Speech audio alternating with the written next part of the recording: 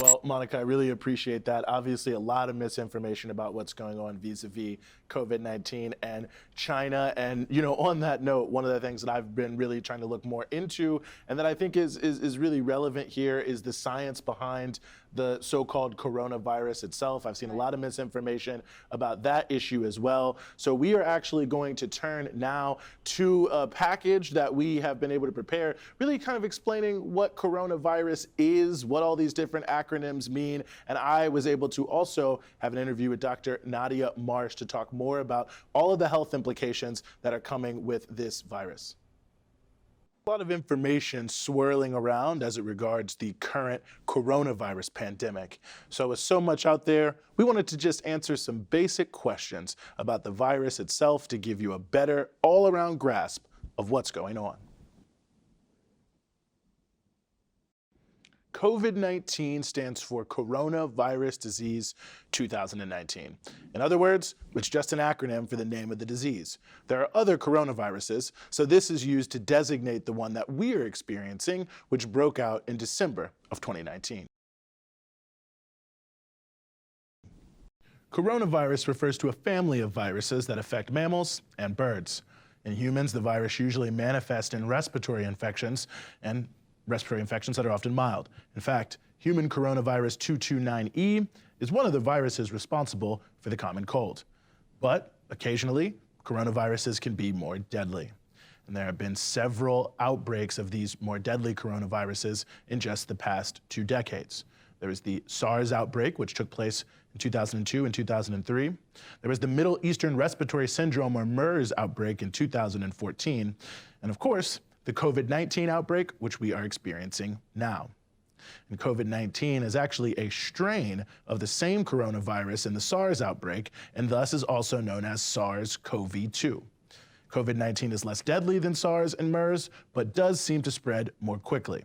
And there's a lot that we still don't know. The media says that for those under 50, the risk of death averages about 0.5%. For those over 70, however, the case fatality is around 8%. But in France's teeming ICU units filled with the gravely ill, almost 50% of those who are close to death are under the age of 45. And there is not yet a vaccine. Previous outbreaks and results in countries like China do show that the disease can be contained with aggressive, proactive measures. And unfortunately, the United States government was neither aggressive or proactive. Yes and no. We know that coronaviruses are zoonotic. That means they move from animals to humans. Researchers in Wuhan have found significant links between COVID-19 and a certain bat coronavirus. The working hypothesis they've developed is that COVID-19 went from a bat to some other mammal and then was transmitted to humans. And as you may have heard, that led to an initial belief that a market in Wuhan, a seafood and meat market, was the source of COVID-19. Further research, however, has shown that to be mistaken. While 66% of the first 41 diagnosed patients in Wuhan had direct exposure to the market, the first patient to be diagnosed had no connection at all to any of the other cases. There was also another case in the first 41 that also had no connection at all to the market.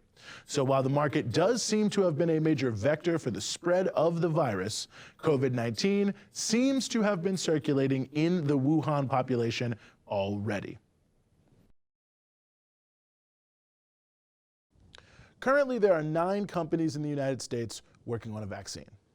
There are also a range of countries around the world, for example, Cuba, as well as China, who are also working on vaccines.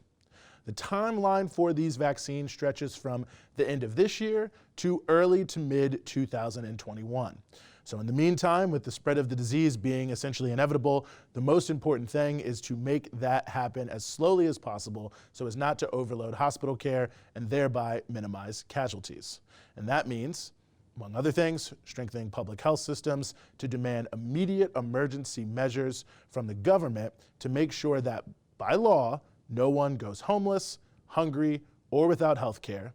And it also means to carry out best practices to prevent the spread of the virus as much as possible. And for more on this issue of what exactly coronavirus is, what's going on with it, what you should be doing, and all the different health implications, I was able to talk to Dr. Nadia Marsh. Dr. Marsh, thank you so much for joining us here on the show. Thank you for inviting me. Well, the pleasure is all ours. And my very first question, I think what a lot of people are really wondering right now is this that serious? Because the things we're being asked to do, I think, go, quite frankly, against a lot of human nature. We're social beings. I think a lot of people, when faced with such strenuous restrictions, think, well, is this that serious? Do I need to do this? So that's my first question for you is how serious is this? And should people be paying attention to the public health information? A few weeks ago, we just assumed that this was maybe similar to the influenza virus, I would say at least 6 weeks ago. But what we're seeing since early February in China, thousands of deaths, and luckily they've been able to control it at this point. But now all over the world, every single country is affected, and every state in the United States is now affected. There's 200,000 at least cases, and test kits are not readily available, so there's probably many more. There's been at least 8,000 deaths, and we have lots of people who don't have access to a doctor, who are walking around with undiagnosed hypertension, undiagnosed diabetes, and many other illnesses. And these are vulnerabilities. These are conditions that make their risk even greater. Right. So it's not just old people or older people that will die from coronavirus. But what we think in the United States is that a lot of people who are even, in their 40s, even 30s, who have underlying conditions are at great risk.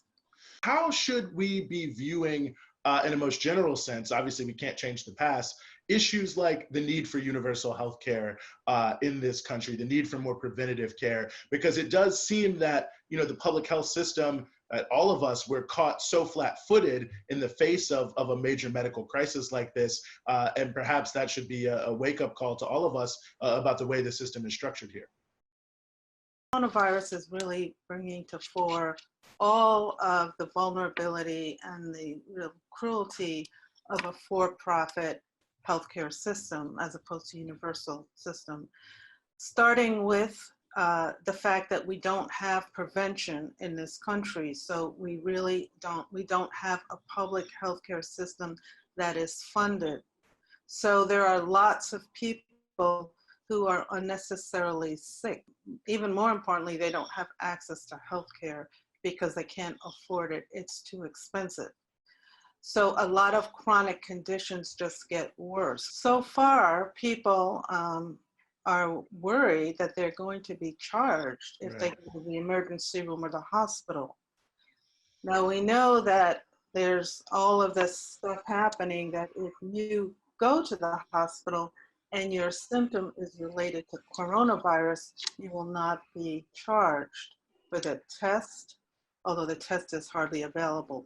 But what if it's not related to coronavirus? What if your diagnosis is something else? Then business as usual, and you will be charged thousands of dollars for that ER visit. I mean, it seems another vulnerable population that is really in a tough situation with this coronavirus is the homeless population here in the US. Homeless people are being sent back to shelters where they're in crowded conditions. It's really criminal. Colleague is a primary care physician at NYU.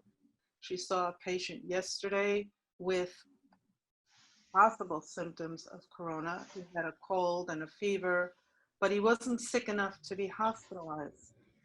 And the poor man had to go back to the shelter. So this is a criminal system. And every homeless person right now should be given an apartment.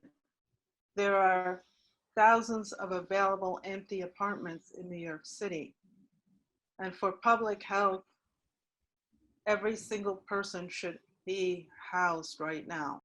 Dr. Nadia Marsh, as always, thank you so much for joining us here on the show. Really appreciate you having you on Breakthrough News. Obviously, this will be an ongoing crisis. We'll continue to cover it. So hopefully we'll have the pleasure of talking to you again.